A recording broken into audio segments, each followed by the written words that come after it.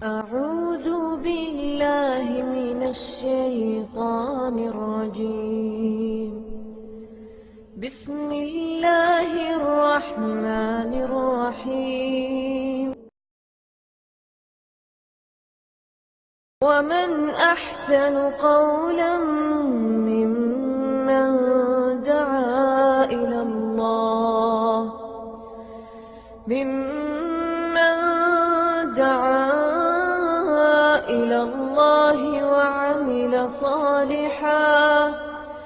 وعمل صالحا وقال إنني من المسلمين.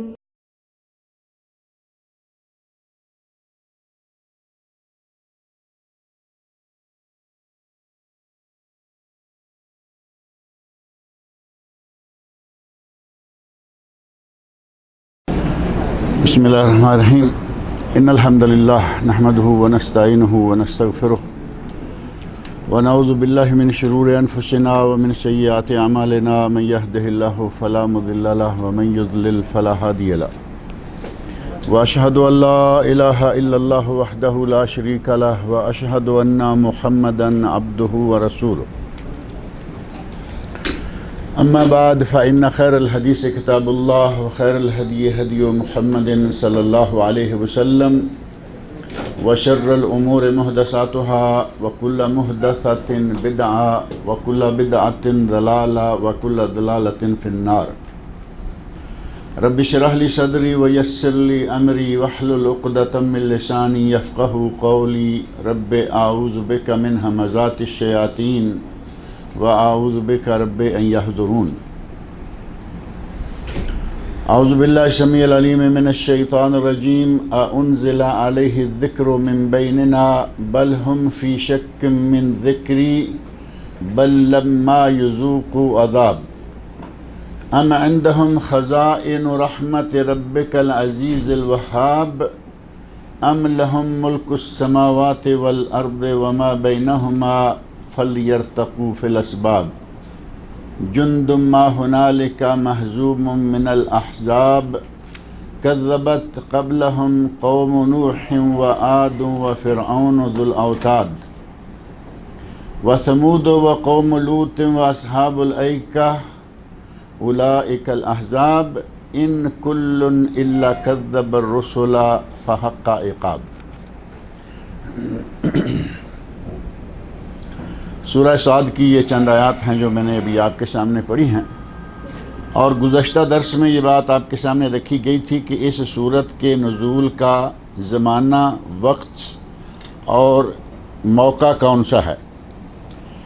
اور اسی وقت یہ ذکر کیا گیا تھا کہ نبی اکرم صلی اللہ علیہ وسلم نے جب دعوت کا آغاز کیا اور مکہ میں دعوت پھیلنا شروع ہوئی، لوگوں نے مسلمان ہونا شروع کیا، اسلام میں داخل ہونے لگے، حتیٰ کہ بعض روایات کی روح سے جب حضرت عمر فاروق رضی اللہ عنہ بھی مسلمان ہو گئے تو اس کے ساتھ ہی مشرکین میں کھلبلی مچ گئی.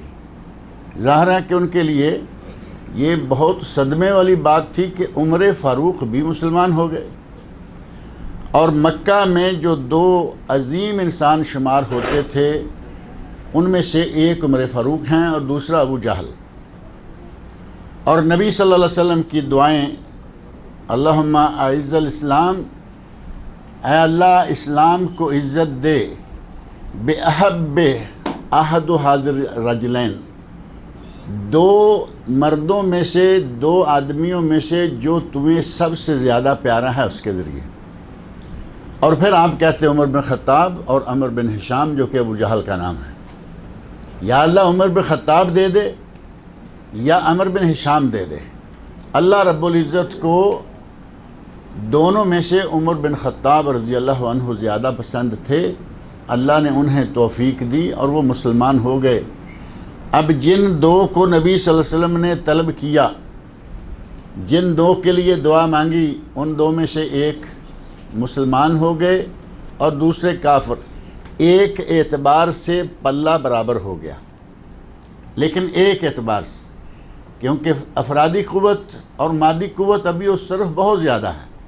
لیکن دو بڑے جوانوں میں سے، دو بڑے پہلوانوں میں سے ایک اسلام کو حاصل ہو گیا۔ ایسے حالات میں مشرکین مکہ کے سرداروں نے نبی صلی اللہ علیہ وسلم کو پیشکش کی چچا کے ذریعے، اور اسی پیشکش کے موقع پر اللہ رب العزت نے یہ آیات نازل کر کے انہیں بتایا کہ تم کن کن باتوں پر تعجب کر رہے ہو۔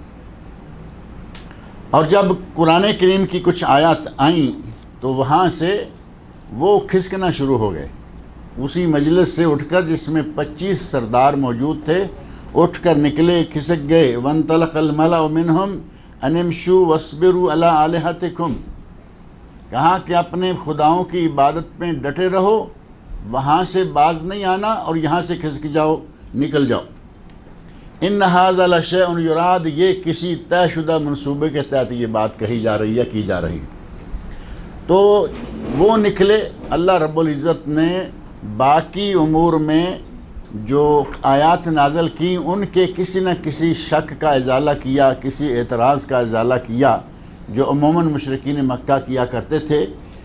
ان کا ایک اعتراض یہ تھا جو میں نے ابھی آج پہلی آیت پڑھی ہے، أَأُنزِلَ عَلَيْهِ الذِّكْرُ مِن بَيْنِنَا، کیا ان ہم سب میں سے اس پر ہی قرآن اترنا تھا؟ اب انہیں تکلیف ہے کہ ہم اتنے بڑے بڑے سردار، ہم میں اتنے مالدار، یہ یتیم پیدا ہوا، یتیمی میں غربت میں پلا اور بڑا، اور نبی اس کو بنا دیا گیا۔ کہتے ہیں کہ کیا ہم میں سے أَأُنزِلَ عَلَيْهِ الذِّكْرُ مِن بَيْنِنَا، ہم سب کو چھوڑ کر اسی پر قرآن نازل ہونا تھا؟ بل ہم فی شک من ذکری، اللہ نے فرمایا دراصل یہ لوگ میری وحی سے ہی شک میں ہیں۔ یہ جو میں نے وحی کی ہے ان کو اسی بات پر شک ہے کہ یہ وحی ہے بھی یا نہیں، اور وحی میں کر رہا ہوں یا یہ، جیسا کہ وہ مشرکین مکہ عموماً یہ بکا کرتے تھے کہ یہ خود گھڑتا ہے اور وحی کا نام لے لیتا ہے۔ اللہ نے فرمایا کہ ان کو میری وحی پر شک ہے، اور کہتے ہیں کہ اس آدمی پہ قرآن نازل ہونا تھا جبکہ ہم میں بڑے بڑے لوگ موجود ہیں۔ اللہ رب العزت نے ان کی اس بات کو صرف اسی جگہ نہیں بلکہ ایک مقام سورۃ الزخرف ہے وہاں بھی ذکر کیا ہے۔ سورہ زخرف کی آیت نمبر 31 میں اللہ تعالیٰ نے فرمایا ہے وَقَالُوا لَوْلَا نُزِّلَ هَذَا الْقُرْآنُ عَلَى رَجُلٍ مِّنَ الْقَرْيَتَيْنِ عَظِيمٍ، کہتے ہیں کہ یہ قرآن ہم پر کیوں نازل نہ ہوا؟ مال، دولت، جاہ، منصب، سرداریاں، یہ سب کچھ ہمارے پاس تھیں اور ہم میں سے کسی پر قرآن نازل نہیں ہوا، کیا اسی پر قرآن نازل ہونا تھا؟ اور ساتھ ہی ان کا رد کرتے ہوئے اللہ نے ارشاد فرمایا اَهُمْ يَقْسِمُونَ رَحْمَةَ رَبِّكَ، تیرے رب کی رحمت یہ تقسیم کریں گے؟ رحمت میری اور تقسیم یہ کریں گے؟ وہی رحمت ہے یا نہیں؟ وہی یا کلام الہی کا نازل ہونا انسانوں پر یہ اللہ رب العزت کی بہت بڑی رحمت ہے۔ تو اللہ نے کہا کہ یہ کہتے ہیں کہ ہمارے کسی آدمی پر قرآن نازل ہوتا ہے، اس پہ کیوں ہوا ہے؟ یہ میری رحمت ہے، میری مرضی ہے، جس پہ چاہے نازل کروں۔ تو کیا یہ میری رحمت یہ لوگ تقسیم کریں گے؟ اَهُمْ يَقْسِمُونَ رَحْمَةَ رَبِّكَ نَحْنُ قَسَمْنَا بَيْنَهُمْ مَعِيشَتَهُمْ فِي الْحَيَاةِ الدُّنْيَا، ہم ہیں کہ ہم نے ان کے مابین ان کی معیشت، ان کی روزی ہم نے ان کے لیے دنیا میں تقسیم کی ہے۔ وَرَفَعْنَا فَوْقَ بَعْضِهِمْ بَعْضٍ دَرَجَاتٍ، اور بعض کو بعض پر درجات دیے ہیں، یعنی کوئی بڑا ہے، کوئی چھوٹا ہے، کوئی مالدار ہے، کوئی غریب ہے، کوئی فقیر ہے، یہ سارا معاملہ ہم نے کیا ہے۔ یہ رحمت کے خزانے ہمارے پاس ہیں اور ہم ہی ان کو اپنی مرضی سے جیسے چاہتے ہیں تقسیم کرتے ہیں۔ لِيَتَّخِذَ بَعْضُهُمْ بَعْضًا سُخْرِيًّا، اب اگر مثال کے طور پر کچھ غریب اور کچھ امیر، کچھ مالدار اور کچھ فقیر نہ ہوتے تو کیا یہ دنیا کا نظام چل سکتا تھا؟ آج ہر کوئی کسی دوسرے کا کسی نہ کسی رنگ میں محتاج ہے، ہر کوئی۔ اگر کوئی کسی ملک کا حاکم ہے تو کیا وہ اکیلا سارے کام اپنے خود کرتا ہے؟ وہ کسی کا محتاج ہے، پیسے دے کے، لیکن کوئی کام آ کے کرے گا۔ اسی طرح ہر شخص ایک دوسرے کا محتاج ہے۔ اللہ رب العزت نے مشرکین مکہ کی اس بات کو سورۃ الزخرف میں بھی بیان فرمایا، اور فرمایا کہ یہ اعتراض کرتے ہیں، دراصل انہیں میری وحی پر ہی شک ہے۔ یہ سمجھتے ہیں کہ یہ وحی نہیں ہے، بلکہ یہ خود گھڑتا ہے، خود ہی یہ بات بناتا ہے اور لوگوں میں کہہ دیتا ہے کہ یہ اللہ نے مجھ پر نازل کیا ہے۔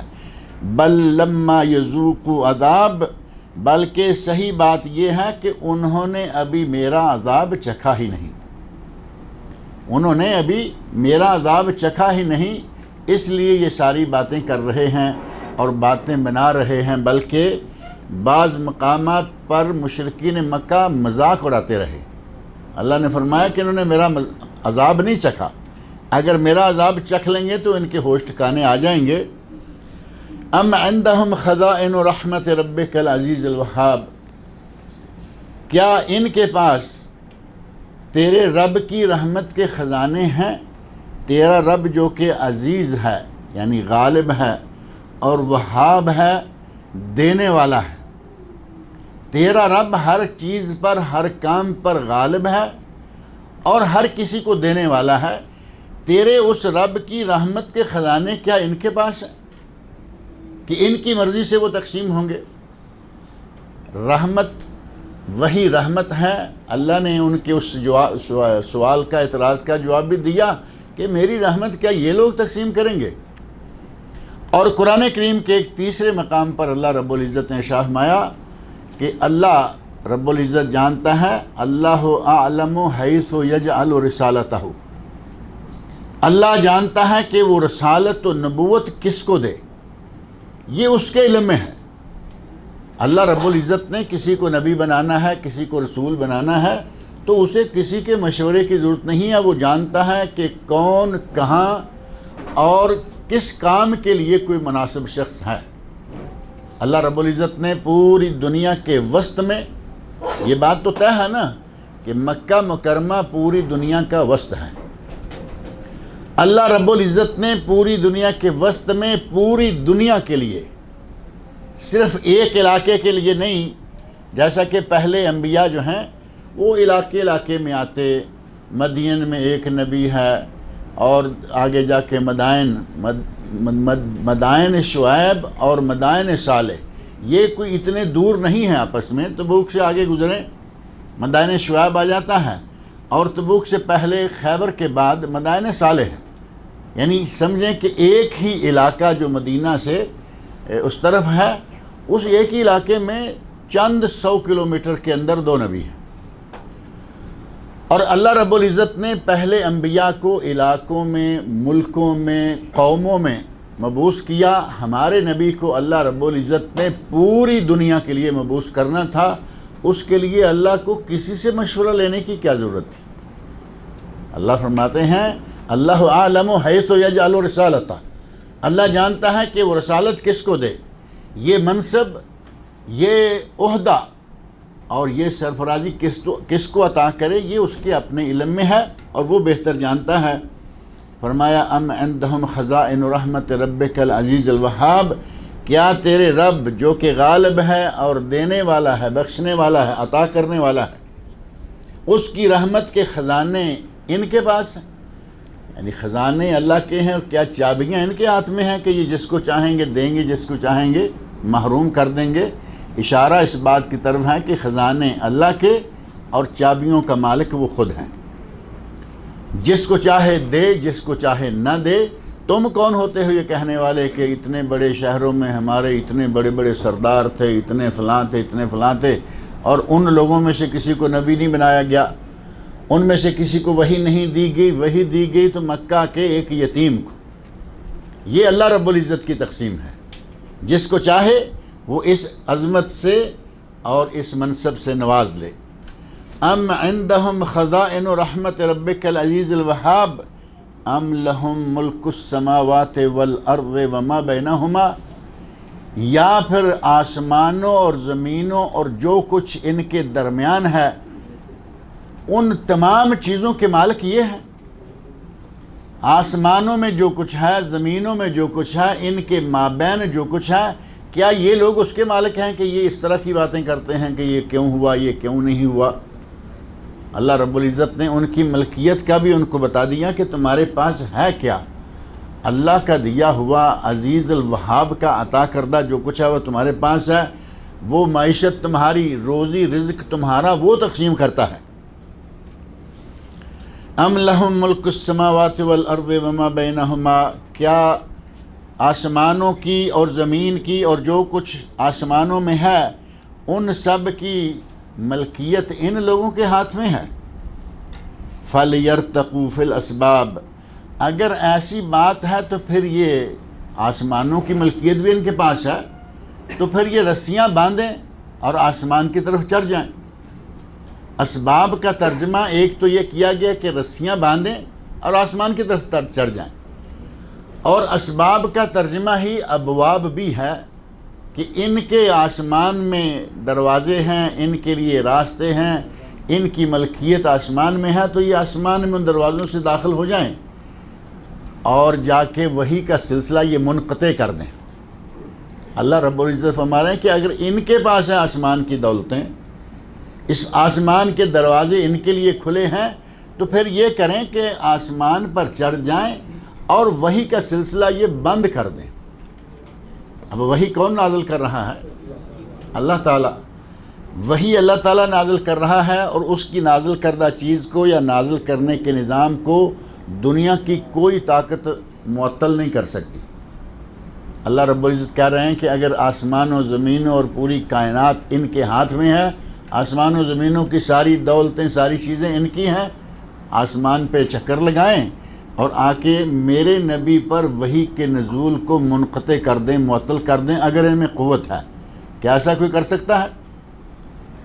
اللہ رب العزت جس پر وحی نازل کرنا چاہے، دنیا کی کوئی طاقت اسے روک نہیں سکتی۔ تو اللہ رب العزت نے ان کا ضعف، ان کی کمزوری یا ان کا ظلم، جو سمجھتے ہیں کہ ہم اتنے بڑے بڑے سردار اور ہمیں وحی نہیں تو اس پہ کیوں؟ اللہ نے فرمایا کہ اگر یہ بات ہے، تمہیں شک ہے کہ وحی اس کو آ نہیں رہی، تو پھر ذرا آسمان کی طرف چکر لگاؤ، اپنی طاقت دکھاؤ کہ کیا تم میری وحی کے سلسلے کو منقطع یا معطل کر سکتے ہو۔ جند ما ہنالک محزوم من الاحزاب، یہ ایک چھوٹا سا ٹکڑا ہے، چھوٹا سا لشکر ہے، اور جو ہارے ہوئے لشکر ہیں ان لشکروں میں سے ہے۔ مشرکین مکہ کو اللہ رب العزت نے ہارے ہوئے لشکروں میں سے لشکر شمار کیا۔ اور ہارے ہوئے لشکر ان کو کیوں کہا گیا؟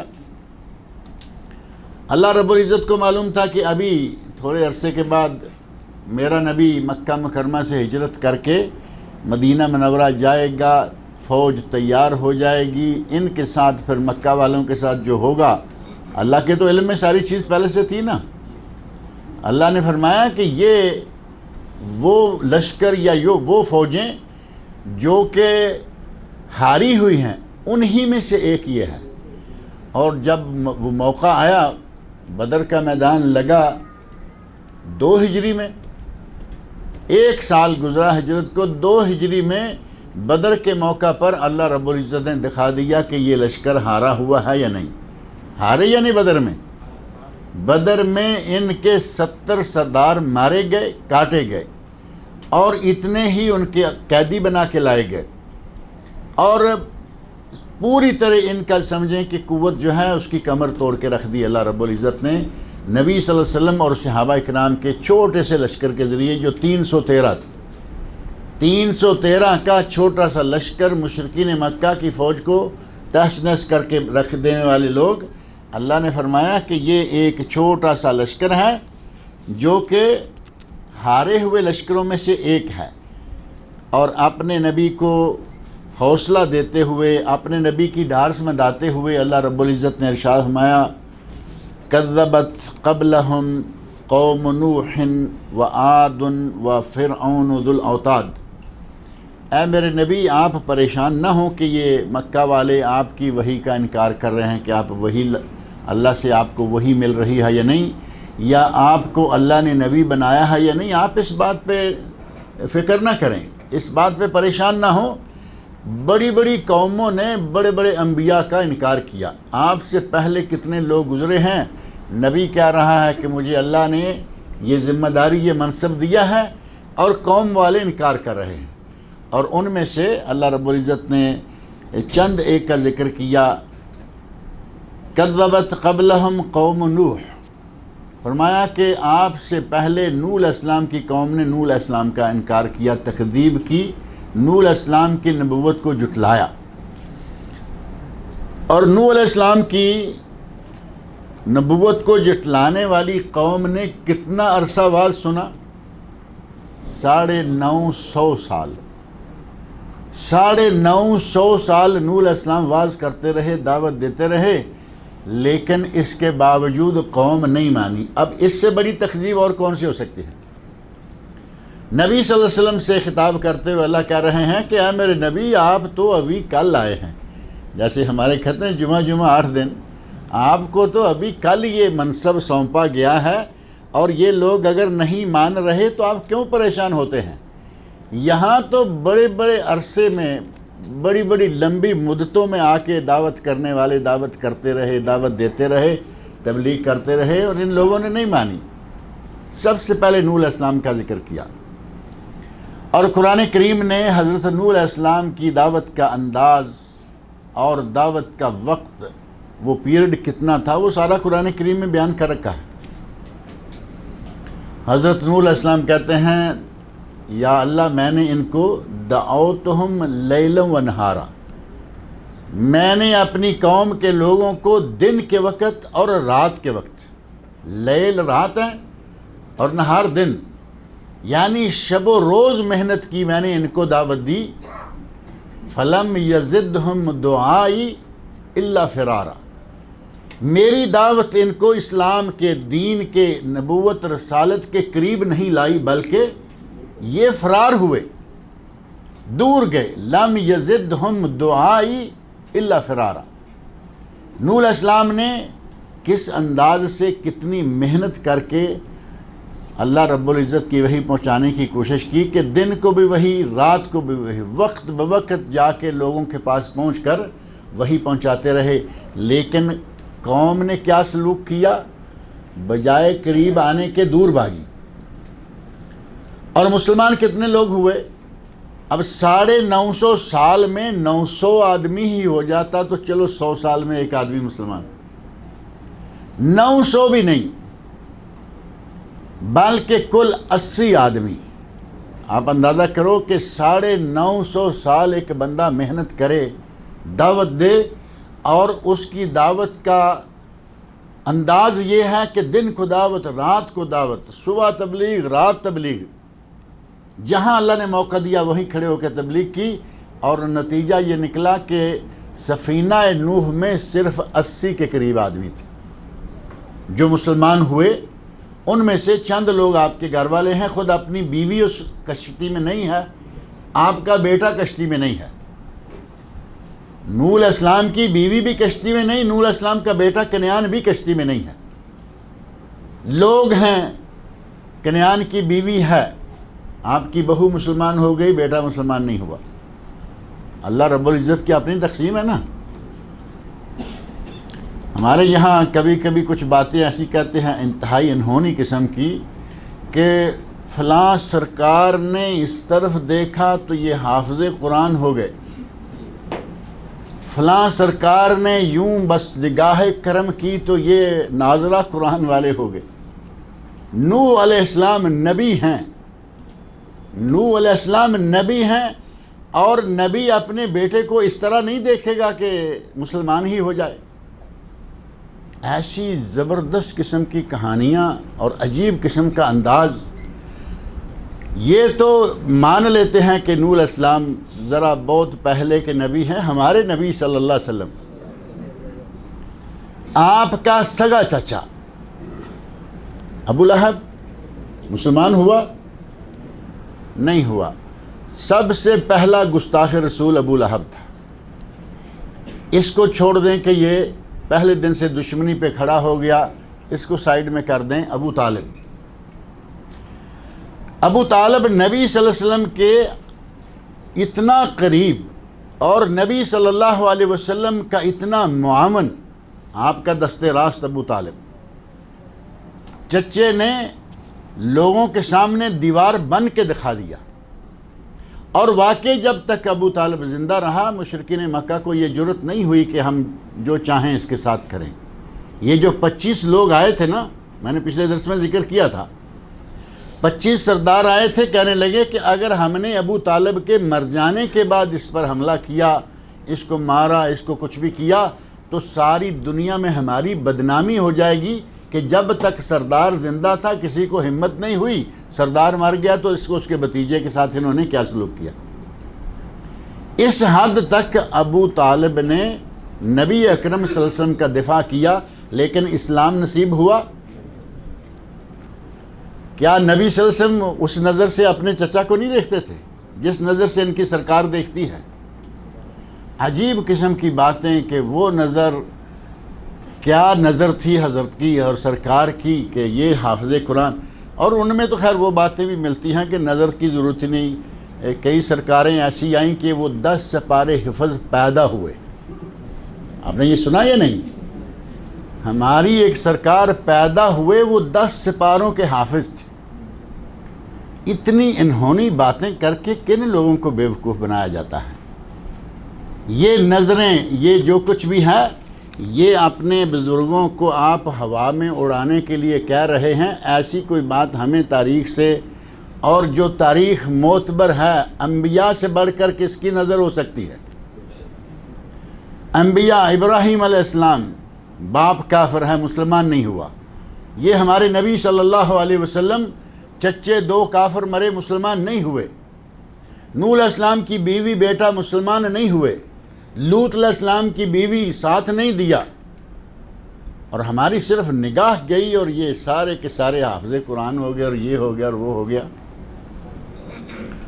اللہ رب العزت نے نوح علیہ السلام کو طویل عمر دی، 1000 سال کے قریب زندہ رہے، 950 سال اپنی قوم پر نظریں گاڑ کر واز کیا، یا وہ ایسے ہی ٹرخاتے تھے لوگوں کو؟ کیا خیال ہے؟ کیا نوح علیہ السلام 950 سال لوگوں کو ٹرخاتے رہے کہ مسلمان ہونا ہمیں کیا؟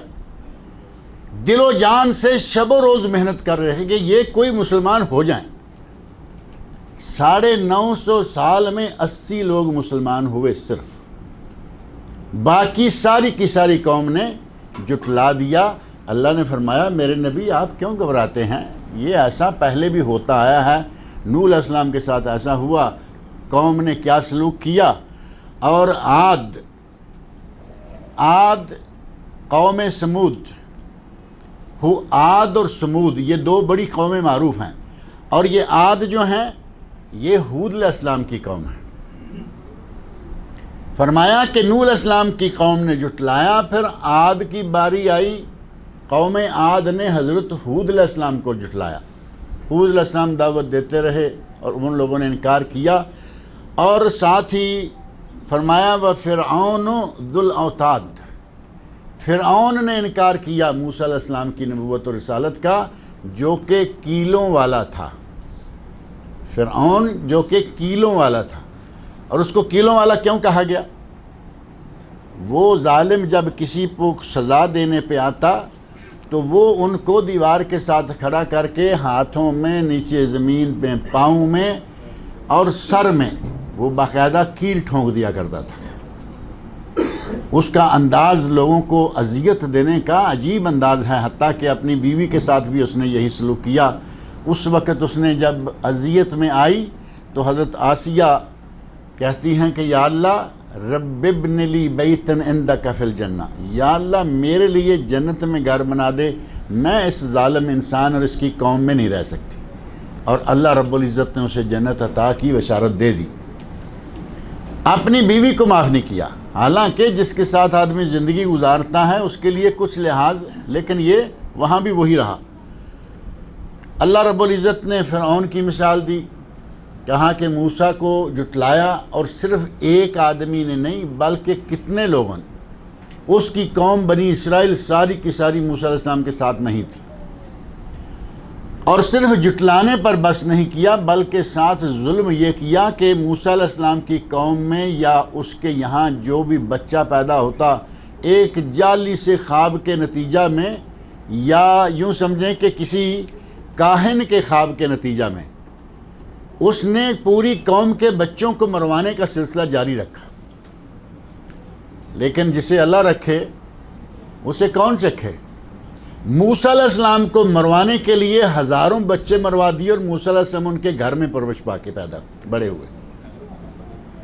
جس کو مروانے کے لیے اتنے بچے مروائے وہ زندہ، جس کو مروانے کے لیے اس نے باقاعدہ ہرکارے چھوڑے ہوئے ہیں۔ دیکھو کہیں کوئی حاملہ عورت ہو، کہیں عورت کے یہاں بچہ پیدا ہو، فوراً بچے کو قتل کروا دو، اور بچہ اس کے گھر میں آ کے پرورش پا رہا ہے اور اس کے دل کا سکون بنا ہوا ہے۔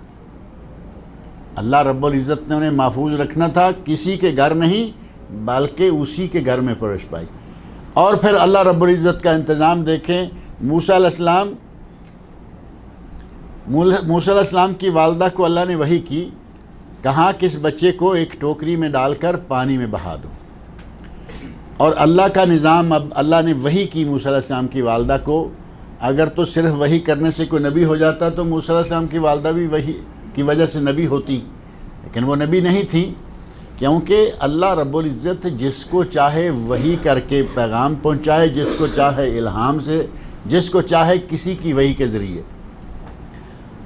اللہ نے تو شہد کی مکھی کو بھی وحی کی ہے، وَأَوْحَيْنَا إِلَى النَّحْلِ، یہ قرآن کریم میں ہے، سورہ نحل ہی پڑھ کے دیں، وہی صورت۔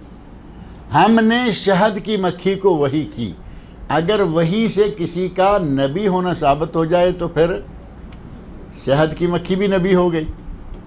یہ اللہ رب العزت کا دیا ہوا منصب ہے، جسے وہ چاہے دے۔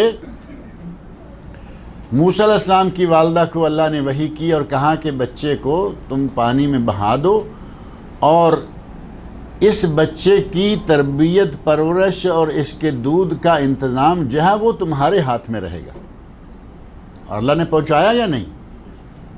اپنی ماں کا دودھ پیا، کسی دوسری عورت کا دودھ بھی نہیں پیا۔ اللہ رب العزت نے ان کو رکھنا تھا۔ اللہ رب العزت فرما رہے ہیں کہ نوح کی قوم نے، ہود علیہ السلام کی قوم عاد نے، اور فرعون نے اور اس کی قوم نے اپنے نبیوں کو جھٹلایا، ان کا انکار کیا۔ وثمود، اور قوم سمود جو کہ حضرت صالح علیہ السلام کی قوم ہے۔ حضرت صالح علیہ السلام جو میں نے ذکر کر رہا تھا، مدائن صالح معروف جگہ ہے، مدینہ منورہ سے تبوک کی طرف روانہ ہوں، راستے میں خیبر، پہلے خیبر آئے گا، جتنا مدینہ سے خیبر ہے پھر تبوک اور خیبر کے درمیان مدائن صالح آ جاتا ہے۔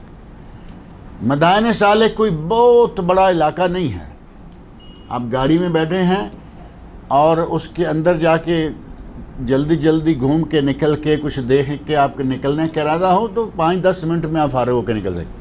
لیکن اگر آپ دیکھیں وہاں کیا کیا بنایا اس قوم نے، کس طرح پہاڑوں کو کاٹا اور ان میں کس طرح مکانات تیار کیے، اگر یہ سارا کچھ دیکھنے لگیں گے تو ظاہر ہے کہ وقت لگے گا، لیکن اتنا بڑا علاقہ نہیں ہے۔ وہ میں سمجھتا ہوں کہ شاید یہ ہمارا جو خبر شہر ہے اتنا علاقہ بھی نہیں ہوگا۔ یہ خبر تو ابھی پھیل گیا نا، باہر کافی دور تک چلا گیا، اس سے بھی چھوٹا علاقہ ہے، لیکن قوم کتنی سخت تھی۔ اللہ رب العزت نے اس کے ہاتھ میں، اس کے جسم میں کیا جان دے رکھی تھی، پہاڑوں کو تراش کر پہاڑوں کے اندر گھر بنائے۔ پہاڑوں کے ٹوٹے ہوئے پتھروں کو اکٹھا کر کے دیوار بنانا، چھت ڈال کے مکان بنانا آسان ہے۔ پہاڑ اپنی جگہ قائم ہے۔ پہاڑ کا پہلے یہ ڈھلان ایریا آتا ہے، پہلے اس کو ایسے کاٹا تاکہ یہ دیوار کی شکل بنے، اور پھر اس کے بعد اندر کاٹنا شروع کیا۔ اندر کاٹتے گئے، بہترین خوبصورت دروازہ جس پہ باقاعدہ نقش و نگار کیے ہوئے ہیں۔ بعض دروازوں پہ میں نے دیکھا کہ شیر بنے ہوئے ہیں، اور سعودی حکومت نے شیروں کے سر کاٹے ہوئے ہیں تاکہ یہ سلسلہ بھی جو انہوں نے تیار کیا تھا باقاعدہ جانداروں کے فوٹو نہ رہیں، سر کاٹ دیے ہیں۔ آگے جا کے اسی دروازے سے اندر جائیں، یہ ڈرائنگ روم ہے، یہ کچن ہے، یہ بیڈ روم ہے، اندر کئی کمرے موجود ہیں۔ اتنی طاقتور قوم، اور اس قوم نے اپنے نبی حضرت صالح علیہ السلام کا انکار کر دیا، معجزہ طلب کیے۔ قرآن کریم میں آپ واقعہ سنتے رہتے ہیں، کہا جی ہماری آنکھوں کے سامنے اس پہاڑ سے ایک اونٹنی نکل کے آئے تو ہم سمجھ لیں گے تو نبی ہو۔ اور یہ کام تو مکہ والے بھی کرتے تھے نا، مکہ والے بھی کہتے، آہستہ آہستہ مشرکین مکہ یہ کہنا شروع ہو گئے کہ بھائی اگر یہی بات ہے، تم مصر ہو کہ تم نبی ہو، تو تم ہمارے سامنے یہ کرو، ہوتا اور پھر انکار کر دیتے۔ کہا ہماری نظروں کے سامنے یہ چاند دو ٹکڑے ہو کر گزر جائے۔ اللہ رب العزت سے نبی اکرم صلی اللہ علیہ وسلم نے دعا کی، اللہ نے چاند کو دو ٹکڑے کر دیا۔ یہ معجزہ تو معروف ہے نا، چاند دو ٹکڑے ہو کر گزر گیا، جبل ابی قبیس کے اس طرف سے ایک ٹکڑا اور اس طرف سے ایک ٹکڑا۔ جیسے ہی یہ کام مکمل ہو گیا، کہتے ہیں دیکھو کتنا بڑا جادوگر ہے۔ پہلے کہا کہ اگر یہ ہو گیا تو ہم ایمان لے آئیں گے، اور فوراً اسی بدتمیزی پہ اتر آئے جس پہ وہ پہلے سے تھے۔ کہا دیکھو کتنا بڑا جادوگر ہے، چاند کو بھی دو ٹکڑے کر دیا ہے۔ موسیٰ علیہ السلام کی قوم بار بار کہتی یہ کرو یہ کرو، موسیٰ علیہ السلام اللہ سے مانگتے، اللہ کر دیتا، پھر وہ وہیں کے وہیں۔ اللہ رب العزت نے بڑی بڑی طاقتور قومیں بھیجیں، ان میں سے ایک صالح علیہ السلام کی قوم بھی تھی، اور حضرت صالح علیہ السلام سے انہوں نے معجزات طلب کیے۔ کہا پہاڑ سے اونٹنی نکلے، ان کی آنکھوں کے سامنے اونٹنی نکل کے آ گئی۔ واقعہ قرآن کریم میں موجود ہے نا، 30ویں سپارے میں، فَعَقَرُوهَا فَدَمْدَمَ عَلَيْهِمْ رَبُّهُمْ بِذَنبِهِمْ فَسَوَّاهَا وَلَا يَخَافُ عُقْبَاهَا۔ یہ وہی اونٹنی ہے جو حضرت صالح علیہ السلام کے کہنے پر اللہ رب العزت نے پہاڑ سے ان کی آنکھوں کے سامنے نکالی، لیکن ان بدبختوں نے اپنی بدبختی کا مظاہرہ اس طرح کیا کہ اونٹنی کی کھونچیں کاٹ دیں اور اس کو قتل کرنے کے درپے ہو گئے۔ اللہ رب العزت نے ان کی خواہش، ان کی طلب، ان کا مطالبہ پورا کیا، لیکن بجائے اس کے کہ وہ ایمان لائیں، انہوں نے اس معجزے کے خاتمے کی ہی کوششیں کی۔ اللہ رب العزت فرماتے ہیں وَثمود، اور سمود نے بھی انکار کیا اپنے نبی حضرت ہود علیہ السلام کا، صالح علیہ السلام کا، وقوم لوط، اور لوط علیہ السلام کی قوم نے نبی لوط علیہ السلام کا انکار کیا۔ لوط علیہ السلام معروف نبی ہیں، اور ان کی قوم انتہائی خبیث بیماری میں مبتلا تھی۔ معروف ہے نا کہ وہ اغلام بازی میں مبتلا تھے، اور عورتوں کو، بیویوں کو چھوڑ کر لڑکوں کے پیچھے بھاگتے اور بدتمیزیاں اور خباثتیں کرتے تھے۔ اللہ رب العزت نے ان کی طرف حضرت لوط علیہ السلام کو بھیجا، اور اس قوم نے لوط علیہ السلام کی بات پر یقین نہیں کیا، ان کی رسالت کو قبول نہیں کیا، ان کی دعوت کو قبول نہیں کیا۔ اللہ رب العزت نے ان ساری قوموں کے نام لے کر کہا کہ ان قوموں نے اپنے نبیوں کو جھٹلایا، تو میرے نبی آپ کو پریشان ہونے والی کیا ضرورت ہے؟ اگر مکہ والے جھٹلاتے ہیں کوئی نہیں۔ وَأَصْحَابُ الْأَيْكَةِ، اور اصحاب الایکہ نے اپنے نبی کو جھٹلایا۔ اب یہ اصحاب الایکہ کون ہیں؟ سورۃ الشعراء میں بھی ان کا ذکر آتا ہے۔ سورۃ الشعراء کی آیت نمبر 176 میں اللہ رب العزت نے ان کا تذکرہ کیا ہے کہ اصحاب الایکہ نے اپنے نبی کو جھٹلایا، جو کہ حضرت شعیب علیہ السلام تھے۔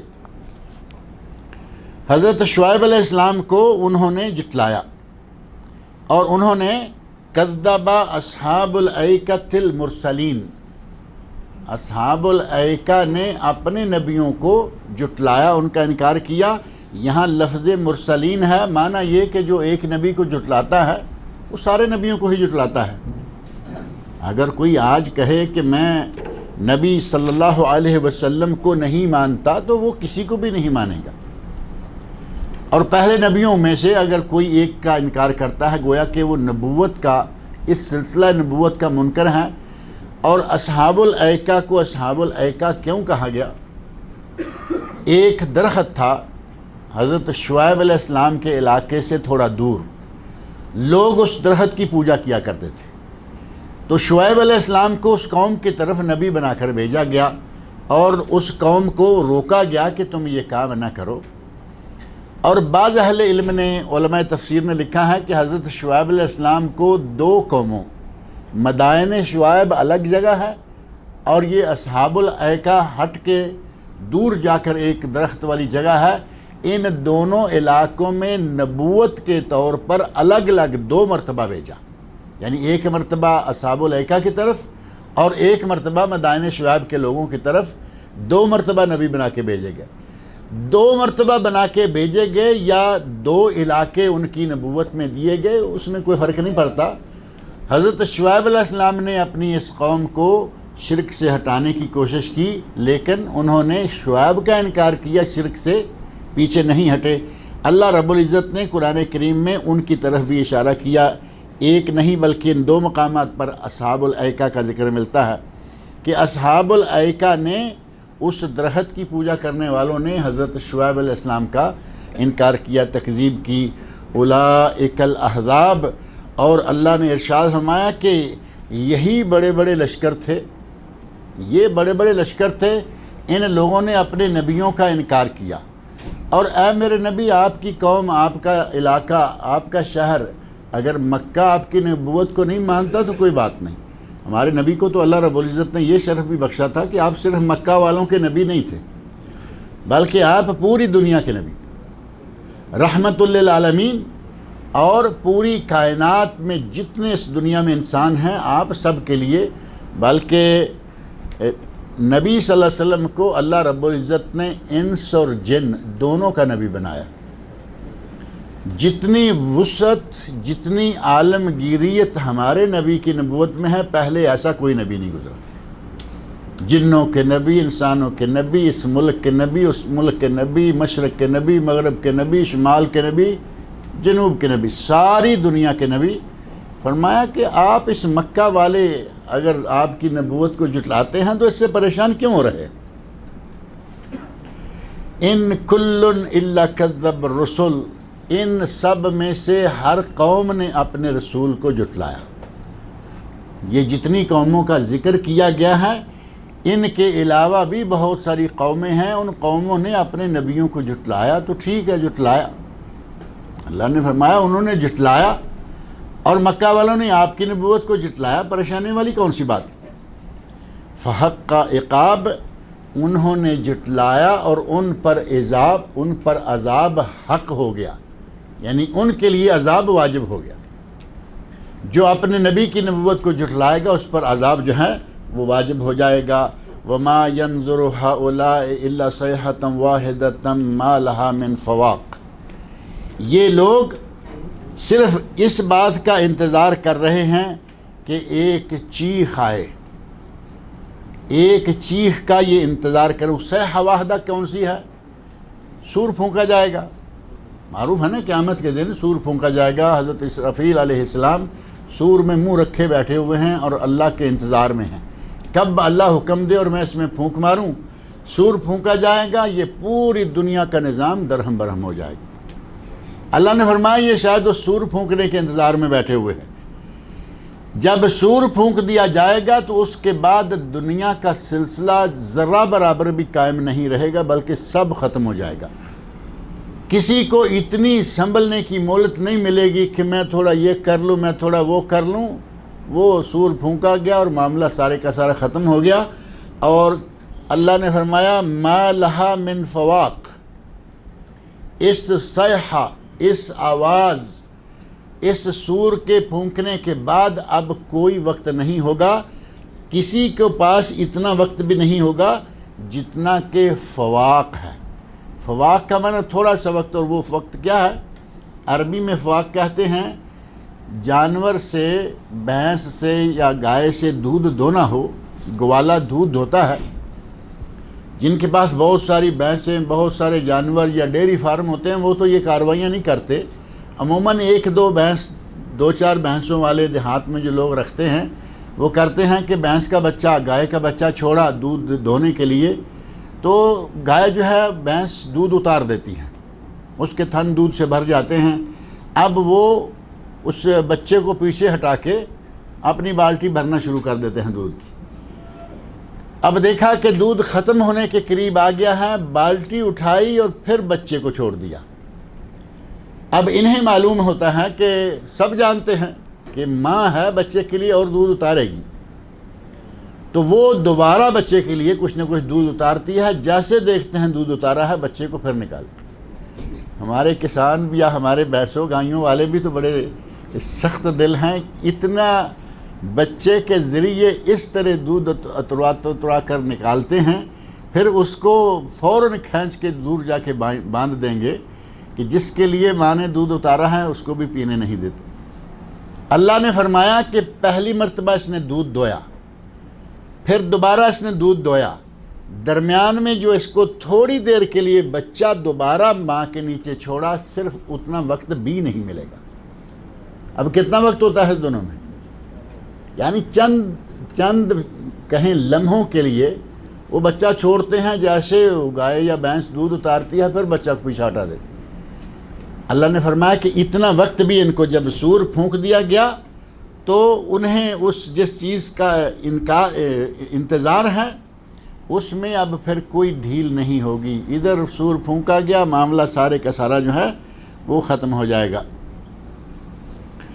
وَقَالُوا رَبَّنَا عَجِّل لَنَا قِطَّنَا قَبْلَ يَوْمِ الْحِسَابِ، کہتے ہیں کہ یا اللہ ہمارا معاملہ جو ہے، ہمارا حساب جو ہے، قط کا معنی حساب بھی، ہمارا حصہ جو ہے، جو بھی عذاب آنا ہے وہ ابھی نازل کر دیں۔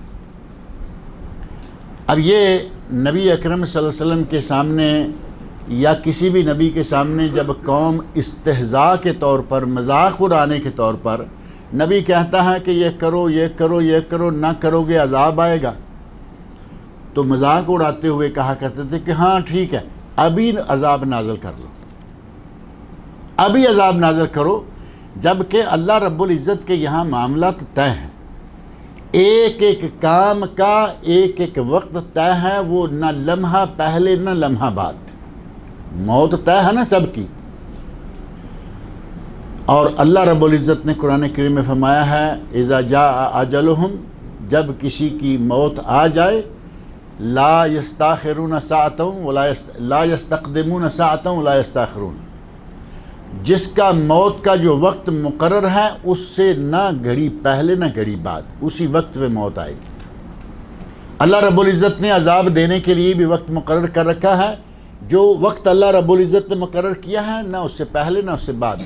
ان کی باتیں کرنے سے اللہ یہ فوری طور پر پکڑے اور یہ معاملہ سارا درہم برہم کرے، اللہ نے اس کے لیے باقاعدہ وقت طے کیا ہوا ہے۔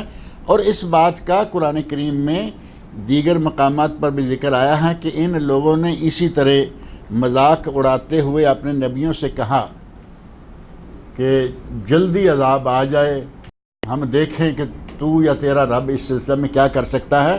سورۃ العنکبوت کی آیت نمبر 53 اور 54 ان دونوں میں ہے وَيَسْتَعْجِلُونَكَ بِالْعَذَابِ، اے میرے نبی یہ آپ سے کہتے ہیں کہ عذاب کو جلدی لاؤ، یستعجلونک اجلت، جلدی کر رہے ہیں کہ عذاب آئے، ولولا اجل مسمى، اگر اللہ نے عذاب کا مقرر وقت طے نہ کر رکھا ہوتا لجاءہم العذاب، ان کی اس بدتمیزی پہ اللہ ان پہ عذاب نازل کر دیتا، لیکن اللہ نے ہر کام کا وقت مقرر کیا ہوا ہے۔ وَلَيَأْتِيَنَّهُمْ بَغْتَةً وَهُمْ لَا يَشْعُرُونَ، فرمایا کہ ان پر عذاب آئے گا، اچانک آئے گا اور ان کو اس کا شعور بھی نہیں ہوگا۔ عذاب جو آئے گا وہ آئے گا، اچانک آئے گا، ان کو یہ توقع بھی نہیں ہوگی کہ وہ عذاب آ گیا اور آنے والا ہے۔ اور اگلی ہی آیت میں فرمایا یستعجلونک بالعذاب، یہ آپ سے عذاب میں جلدی مچا رہے ہیں، وَإِنَّ جَهَنَّمَ لَمُحِيطَةٌ بِالْكَافِرِينَ، جبکہ جہنم تو کافروں کو گھیرے ہوئے ہیں۔ اللہ رب العزت نے ان کی حالت دنیا میں بیان کر دی کہ کافروں کو تو جہنم میں گھیرے میں لیے ہوئے ہیں، یہ پتہ نہیں کیا کہہ رہے ہیں کہ عذاب جتنی جلدی ہو سکتا ہے ہم پہ عذاب لے آؤ، اللہ کی جہنم ان کو پہلے ہی اپنے گھیرے میں لیے ہوئے ہے، یہ کون سے عذاب کے مطالبے کر رہے ہیں۔ اسی طرح اللہ رب العزت نے سورۃ الحج کی آیت نمبر 47 میں ارشاد فرمایا وَيَسْتَعْجِلُونَكَ بِالْعَذَابِ، وہی تینوں، یہ دو کلمات تینوں مقامات پر ایک جیسے، وَيَسْتَعْجِلُونَكَ بِالْعَذَابِ، لوگ عذاب کی جلدی مچائے ہوئے ہیں، وَلَن يُخْلِفَ اللَّهُ وَعْدَهُ، اللہ اپنے وعدے کی خلاف ورزی نہیں کرے گا، وَإِنَّ يَوْمًا عِنْدَ رَبِّكَ كَأَلْفِ سَنَةٍ مِّمَّا تَعُدُّونَ، اور فرمایا کہ اللہ کے یہاں اِنَّ يَوْمًا عِنْدَ رَبِّكَ، تیرے رب کے یہاں ایک دن کتنا ہے؟ كَأَلْفِ سَنَةٍ مِّمَّا تَعُدُّونَ، 1000 سال کے برابر ہے جو تمہارے سال ہیں، تمہاری گنتی کے حساب سے اللہ کے یہاں ایک دن 1000 سال کا۔ اور قیامت کا دن، قیامت کا دن 50,000 سال کا۔ اللہ رب العزت نے ان لوگوں کی حرکت یا ان کی حالت بیان کرتے ہوئے فرمایا کہ یہ کہتے ہیں وَقَالُوا رَبَّنَا عَجِّل لَنَا قِطَّنَا، اے اللہ ہمارا حصہ جو ہمارا عذاب ہے وہ فوراً ہم پہ نازل کر دے۔ انہوں نے کہا کہ اے اللہ ہمارا روز حساب، ابھی روز حساب ہو جائے، ہمارا حساب کتاب، ہمارا نامہ اعمال ہمارے سامنے آ جائے، لیکن یہ اللہ رب العزت کے طے کردہ نظام کے مطابق ہی ہوگا۔ اصبر علی ما یقولون، اے میرے نبی یہ جو کچھ باتیں کرتے ہیں آپ صبر سے کام لیں، ان کے باتوں کرنے سے آپ یہ بھی پریشان نہ ہوں کہ یہ کہتے ہیں عذاب آئے اور آ کیوں نہیں جاتا، تو میں ان کو باتیں کرنے دیں، آپ پریشان نہ ہوں۔ وَاذْكُرْ عَبْدَنَا داود، ہمارے بندے داؤد علیہ السلام، آپ ان کو یاد کریں۔ ذی الایدِ، جو کہ داؤد علیہ السلام ان کو یاد کریں، اور ساتھ ہی فرمایا کہ وہ بہت ہی قوت والے تھے۔ عید بعض سمجھتے ہیں کہ ید کی جمع ہے، ہاتھوں والے، یہ دوسرا لفظ ہے اور اس کا معنی قوت و طاقت ہے۔ داؤد علیہ السلام کو اللہ نے بڑی قوت و طاقت بخشی تھی، اور انہ اواب، اور وہ اللہ کی طرف بہت ہی رجوع کرنے والے تھے۔ اب سلسلہ اللہ رب العزت نے داؤد علیہ السلام کا اور اس پر جو اپنے انعامات نازل فرمائے ان کا سلسلہ شروع کیا ہے۔ اللہ رب العزت نے توفیق دی تو انشاءاللہ اگلے درس میں اس کو ذکر کریں گے۔ اللہ مجھے اور آپ لوگوں کو قرآن کریم پڑھنے، سننے، سمجھنے اور اس کے احکام پر عمل کرنے کی توفیق عطا فرمائے۔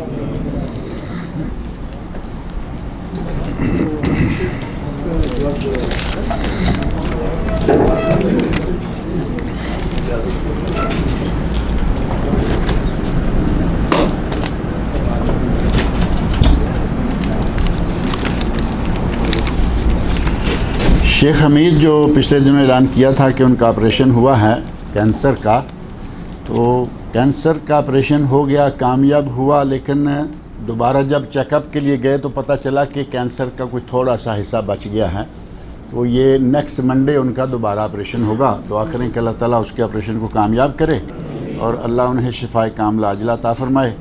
ہمارے ایک بھائی کی بیوی بیمار ہیں، ان کے لیے دعا کریں کہ اللہ تعالیٰ انہیں بھی شفائے کاملہ عاجلہ عطا فرمائے۔ اور بھی کوئی مسلمان بیمار ہیں تو اللہ تعالیٰ تمام بیماروں کو شفائے کاملہ عاجلہ عطا فرمائے۔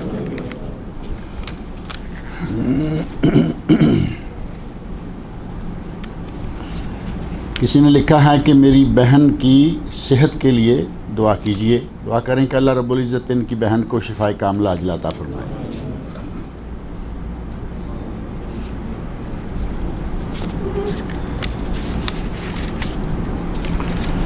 سوال لکھا ہے کہ نیوز دیکھنا، ادبی مشاعرے دیکھنا اور لطیفے سننا اور دیکھنا کیسا ہے؟ نیوز دیکھنے میں تو کوئی بات نہیں ہے کہ آپ نیوز دیکھیں۔ اب آپ فلمی ایکٹروں کی نیوز دیکھنا شروع کر دیں گے تو وہ کوئی نیوز تو نہیں ہے نا، وہ تو ساری فیوز باتیں ہیں۔ آپ نیوز دیکھیں، اور وہ نیوز جن کا تعلق آپ کے ملک سے ہے، آپ کی دنیا سے ہے، وہ اہل علم منع نہیں کرتے کہ آپ اپنے معاملات کے بارے میں خبریں سنیں، کوئی حرج نہیں ہے، لیکن یہ کہ آپ خبروں کے نام سے، چونکہ وہ بھی خبریں ہی ہوتی ہیں، اب وہ کھاتا کھول کے بیٹھ جائیں گے تو وہ سارا کا سارا مسئلہ جو ہے وہ چوپٹ ہو جائے گا۔ اسی طرح ادبی مشاعرہ، اگر تو ادبی مشاعرہ ادب کے لیے ہے تو ٹھیک ہے، اور اگر وہ شاعر بہت ہی بے ادب ہے، انتہائی بدتمیزیاں لکھی ہوئی ہیں اس نے، تو وہ مشاعرے کو ادبی آپ کہیں گے لیکن اس میں بے ادبی بہت زیادہ ہے۔ عورتوں کے نام، ان کے گل و لالہ، ان کے ہونٹ، ان کے گال، ان کے بال، اس طرح کی شاعری کو ادبی شاعری نہیں کہیں، یہ تو عاشقانہ غلط قسم کی شاعری ہوتی ہے۔ اس قسم کی شاعری یا مشاعرے دیکھنا، سننا اور لطیفے لطیفے اگر تو لطیفے ہوں اچھی قسم کے، علمی قسم کے، لطائف علمیہ، غالباً امام ابن الجوزی کی ایک کتاب ہے علمی لطائف، اس کا اردو ترجمہ ملتا ہے۔ اس طرح کی کتابیں پڑھیں جو علماء کرام نے علمی لطیفے، آپ کو پتہ چلے گا کہ واقعی لطیفہ ہے۔ لیکن کچھ لطیفے آج کل ایسے بھی آ رہے ہیں کہ کبھی کبھی لطیفہ پڑھ کر شرم آتی ہے کہ یہ کسی کو سنائے۔ جس لطیفے کو پڑھ کر کسی کو سناتے ہوئے شرم آئے تو کیا وہ لطیفہ پڑھنا جائز ہوگا؟ لطائف میں اچھی چیز آ جائے ٹھیک ہے، لیکن یہ تو بہت غلط قسم کی چیزیں آج لطیفوں کے نام سے چل رہی ہیں۔ اور بچوں کو کارٹون دکھانا، پہلے کارٹون ہوا کرتے تھے اور بچوں کو دکھائے جانے میں کوئی خاص حرج نظر نہیں آتا تھا، لیکن آج جو کارٹون آ رہے ہیں، آپ بھی کرن کارٹون دیکھتے ہیں، آج یکدم آپ کارٹون کسی کو دکھائیں وہ تھوڑی دیر تک سمجھ ہی نہیں پائے گا کہ یہ کارٹون ہے یا اصلی ہے۔ یعنی مکمل شکل میں مرد، مکمل شکل میں عورت، اور وہ آپ کی میری فوٹو نکالے ہوئے ہیں، لیکن کارٹون ہیں۔ دیکھنے میں وہ بڑی معمولی سی کارٹون شکل لگتی ہے، ورنہ زیادہ یہ لگتا ہے کہ اصلی ہیں۔ لڑکی بھی اصلی لگتی ہے، لڑکا بھی اصلی لگتا ہے، اور ان کے درمیان جو فحاشی کے مناظر آتے ہیں وہ آپ اپنے بچوں کو دکھائیں گے اور ایسے لگ رہا ہے کہ جیسے وہ ننگے ہیں، کیونکہ کارٹون کا نام دے دیجیے، آپ جو چاہیں ان کو بنا دیں۔ اس طرح کے فوش کارٹون دکھانا بچوں کا اخلاق خراب کرنے کے برابر ہے، لہذا اس سے بچنا چاہیے۔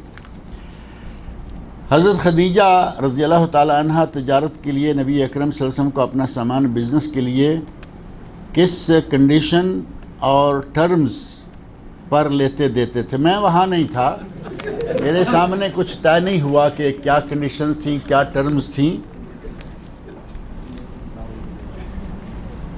کیا مضاربہ کیا ہے؟ ہاں یہ بات کریں نا، مضاربت کیا ہے؟ مضاربت کا معنی ہوتا ہے کہ ایک آدمی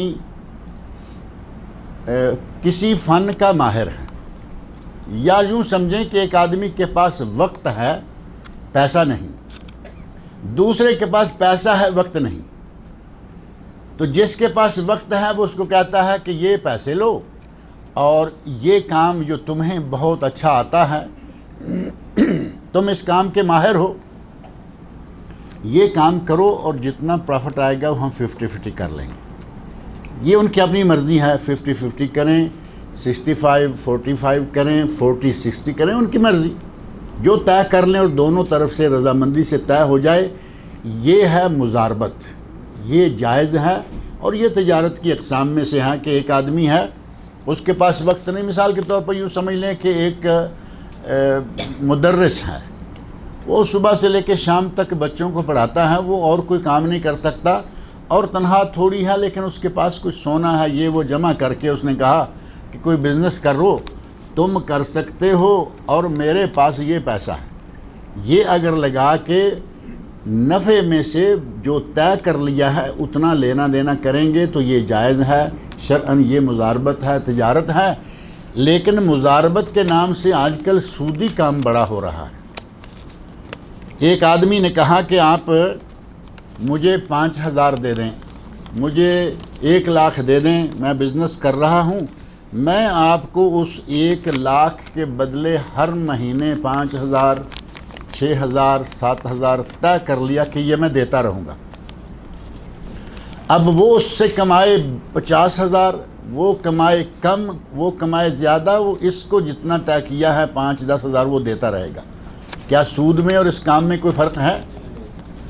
اور یہ ہمارے بہت سارے لوگ کرتے سنے میں آتے رہتے ہیں، فلاں کا بھی فلاں کا بھی فلاں کا بھی چل رہا ہے، یہ سود ہے، یہ ناجائز۔ اگر کسی کو مالی ضرورت ہے، کام اس کا چل رہا تھا لیکن مال کم ہونے کی وجہ سے کچھ بزنس زیادہ نہیں ہو رہا، اس نے آپ سے کہا کہ آپ پیسہ داخل کیجئے، آپ کو منافع دیں گے، جتنی اس کی اس میں پارٹنرشپ ہوگی اتنی پرسنٹیج کے حساب سے اس کو منافع آنا چاہیے۔ اور اگر کبھی کوئی معاملہ گڑبڑ ہو گیا، کبھی کبھی کوئی پروجیکٹ ڈوب بھی جاتا ہے نا، کچھ نہیں ملتا بلکہ الٹا نقصان ہوتا ہے، اس کو اس لاس میں بھی شریک ہونا ہوگا۔ لاس اینڈ پروفٹ یہ دونوں اگر شامل کر کے پیسہ دیتا ہے تو پھر یہ جائز ہے. اور اگر وہ طے کر لیتا ہے کہ نہیں اتنے پرسنٹ آپ کو اتنا ملے گا، اتنے ہزار ملے گا، یہ ناجائز ہے، یہ سود ہے. میت عورت ہو تو کیا 3 چوٹیاں بنا کر آگے رکھنا یا پیچھے ڈالنا چاہیے؟ یہ بال ہیں، ظاہر ہے کہ سر کے بالوں کی چوٹیاں کر کے ان کو آگے رکھ دیں. پیچھے رکھا جائے گا تو ظاہر ہے کہ وہ چوٹیاں جو ہیں وہ جسم کے لیے صحیح نہیں ہیں، ان کو سامنے رکھ دیں. کہتے ہیں کہ میت کے زائد بال اور ناخن وغیرہ کاٹنا چاہیے یا نہیں چاہیے؟ اگر آپ دیکھتے ہیں کہ صفائی کی ضرورت ہے، صفائی کر دیں، کوئی ایسی بات نہیں ہے. لیکن میت آدمی فوت ہو چکا، اب وہ مرفوع القلم ہو گیا، اب اس کو ثواب عذاب جو بھی ہے اس کے زندگی کے اعمال کے ساتھ حساب سے ہوگا. لیکن آپ ان کے ساتھ جتنا کر سکتے ہیں وہ کریں، اس میں کوئی حرج والی بات نہیں ہے. اگر کسی نے رمضان کے روزے میں بیوی سے مباشرت کر لی اور ایسا 2-3 بار ہو گیا تو اس کا کفارہ کیا ہوگا؟ اگر کسی نے ایک ہی رمضان میں 2-3 بار کیا ہے یا 2-3 سالوں میں ہر رمضان میں ایک بار کیا ہے تو ظاہر ہے کہ اس فعل کا اس طرح سے 1 مرتبہ روزہ توڑنے کا کفارہ ہے. 1 سال کا 1 مہینے کا اس سے کوئی تعلق نہیں ہے. ایک آدمی نے 1 روزہ اپنی بیوی سے مباشرت کر کے توڑ دیا تو صحابی کا وہ واقعہ بڑا معروف ہے. آئے کہے یا رسول اللہ وقعت الامرأۃ فی نہار رمضان، اے اللہ کے نبی میں رمضان میں دن کے وقت اپنی بیوی سے جمع کر بیٹھا ہوں. تو آپ نے فرمایا کہ ٹھیک ہے 60 روزے رکھو. سیدھی بات ہے کہ جو اس کا کفارہ ہے 60 روزے رکھو. تو کہا کہ یہ میں نہیں رکھ سکتا. کہا کہ غلام آزاد کرو، نہیں ہے. کہا کہ اب 60 مسکینوں کو کھانا کھلاؤ، تو کہا کہ میرے پاس کھانا بھی نہیں ہے. اب بات ختم ہو گئی، بیٹھ گیا اور تھوڑی دیر کے بعد ایک آدمی سر پہ ٹوکرا بڑا رکھا ہوا کھجوروں کا اور اس میں کم از کم 60 آدمیوں کے کھانے کے لیے کھجوریں تھیں. نبی صلی اللہ علیہ وسلم نے آواز دی وہ کہاں ہے؟ سائل کہاں ہے؟ سائل نے کہا کہ میں ہوں. سمجھ آ گئی ہوگی کہ اب مال آ گیا ہے، ہمارا کام ہو جائے گا، اور ہو گیا. نبی اکرم صلی اللہ علیہ وسلم نے بلایا اور فرمایا کہ یہ ٹوکرا 60 مسکینوں میں بانٹ دو. 60 مسکینوں کے لیے کھجوریں ہیں، 60 مسکینوں میں دے دو اور مدینہ کے 60 فقیروں میں بانٹ دو. تو کہتے ہیں کہ یا رسول اللہ مدینہ میں مجھ سے بڑا فقیر اور کون ہے؟ مجھ سے بڑا فقیر کوئی ہوگا تو اس کو میں جا کے دوں گا نا. تو آپ مسکرائے اور فرمایا کہ اپنے بچوں کو کھلا دو، تمہارا کفارہ بھی ہو جائے گا اور کچھ وقت کے لیے تمہارا گزارا بھی ہو جائے گا. تو یہ ہے سزا اس کی جو آدمی رمضان میں دن کے وقت اپنی بیوی سے جمع کر لے اور اس کا یہ کفارہ ہے. 60 روزے رکھے، 60 مسکینوں کو کھانا کھلائے. دونوں میں سے کوئی ایک کام جتنے روزے اس طرح توڑے گا اتنی مرتبہ یہ کرنا ہوگا، چاہے ایک رمضان میں ہو یا کئی رمضانوں میں. اس کی جگہ پہ اس کو روزہ بھی، وہ روزہ چونکہ فاسد ہو گیا دونوں کا، روزہ دونوں کو رکھنا ہوگا. کفارہ ایک دے گا شوہر، روزہ دونوں رکھیں گے.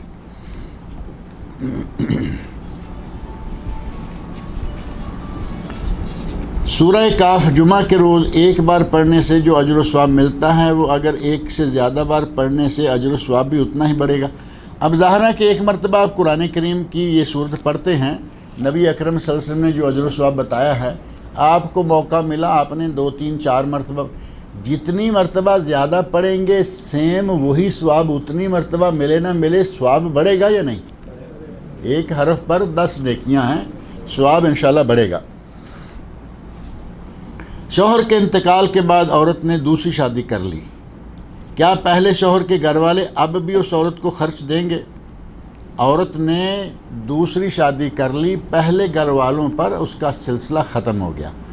اگر یہ ان کے پاس رہے، مثال کے طور پر کوئی بچوں والی عورت ہے، لوگ کہتے ہیں کہ میں نے نکاح کرتی، گھر والے اچھے ہیں، وہ میرا سلسلہ چلا رہے ہیں، کھانا پینا چل رہا ہے، میں ان کے بچے پالتی ہوں، تو وہ خرچہ ان کے ذمہ ہے.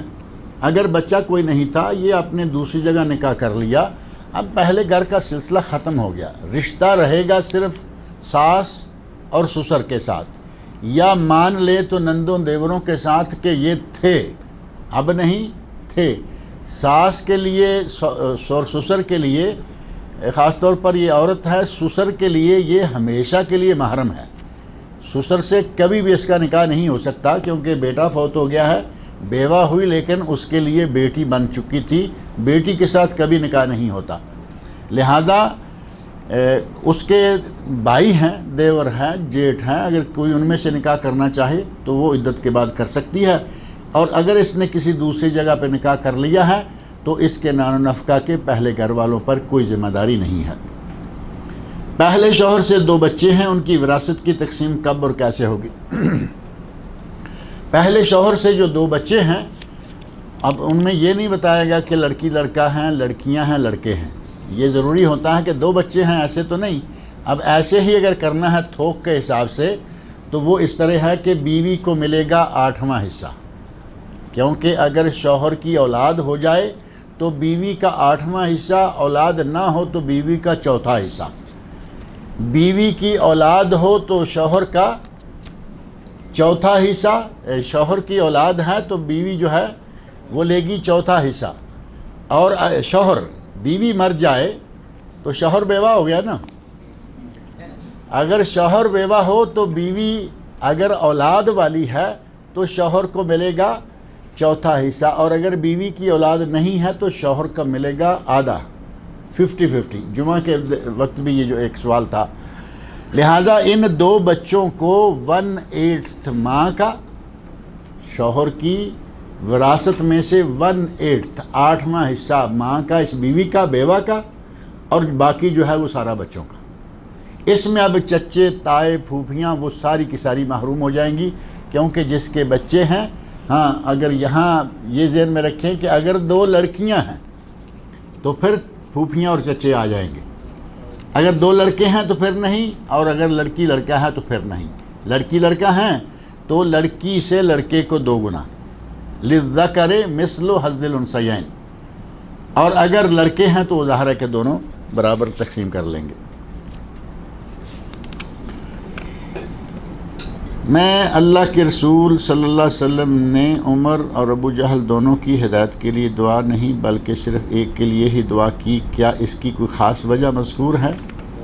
کوئی خاص وجہ کہیں مذکور تو نہیں ہے۔ دعا میں آپ نے فرمایا کہ اے اللہ یہ دونوں کافر ہیں، دونوں مسلمانوں کے لیے بہت نقصان دہ ہیں، اور ابو جہل تو بہت ہی زیادہ متعصب بھی تھا۔ حضرت عمر رضی اللہ عنہ کے بارے میں ایسا کوئی واقعہ نہیں ملتا کہ انہوں نے کوئی ظلم و زیادتیاں کی ہوں۔ اللہ رب العزت کا نظام ہے، جس کو اچھی راہ پہ لانا ہوتا ہے اس کے لیے کچھ انتظامات پہلے ہو جاتے ہیں، لیکن نبی صلی اللہ علیہ وسلم نے 2 میں سے 1 مانگا تاکہ بیلنس ہو جائے، ہمارے پاس بھی ایک بڑا آ جائے، کم از کم کسی کا منہ توڑنے کے لیے ایک ہمارا آدمی بھی ہوگا نا۔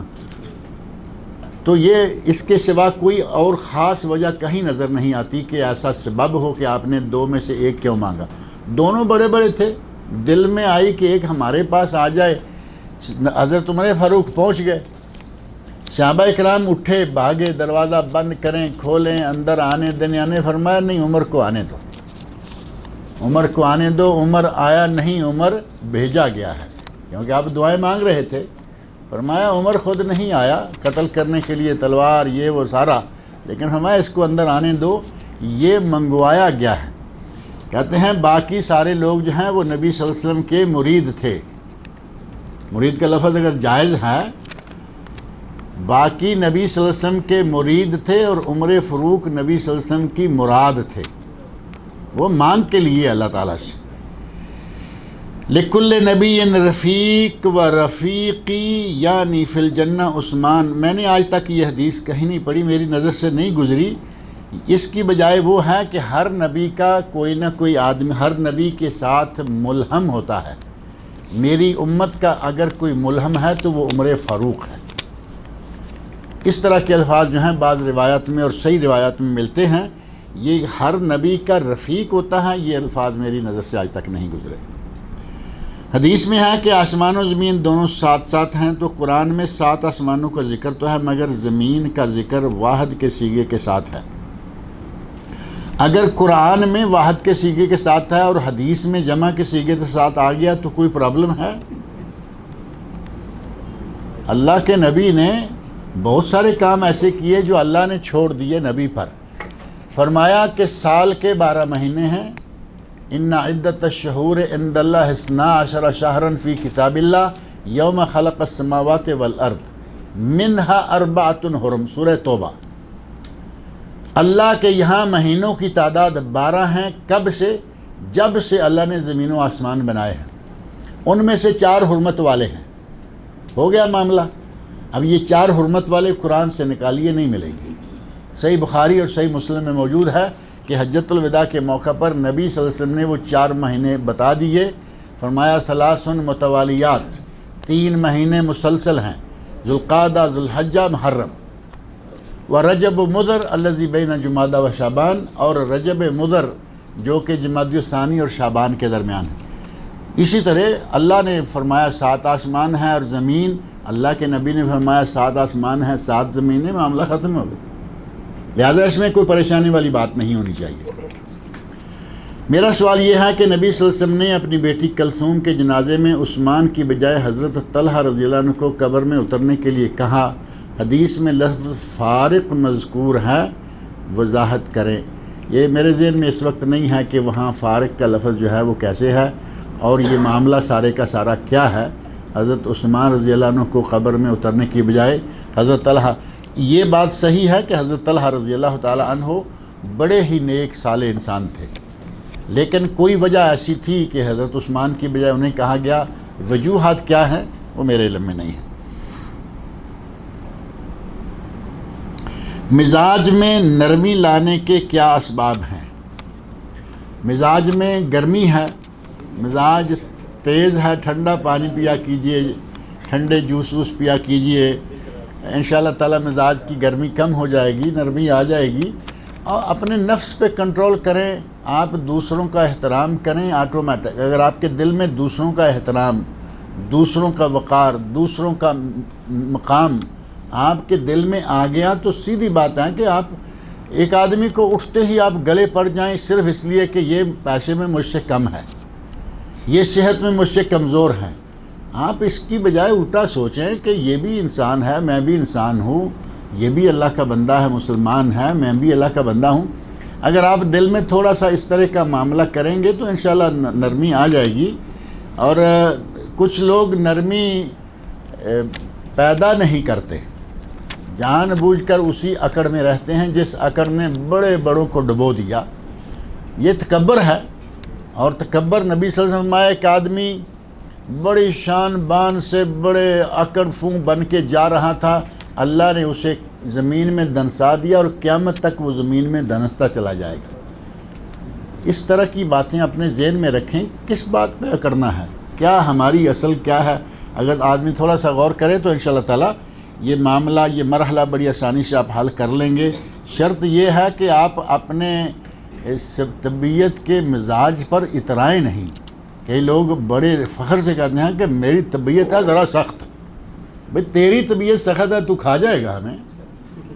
اپنی طبیعت کو نرم کرو، اپنی طبیعت پر کنٹرول کرو، اپنی طبیعت کو تھوڑا سا سنبھالو، انشاءاللہ ٹھیک ہو جائے گی۔ قیامت کی 10 بڑی نشانیاں مختصر ذکر کر دیں، انشاءاللہ تعالیٰ کسی دوسرے موقع پر ذکر کریں گے۔ 10 نشانیاں، معاملہ لمبا ہو جائے گا۔ اللہ تعالیٰ مجھے اور آپ سب لوگوں کو نیک عمل کی توفیق عطا فرمائے۔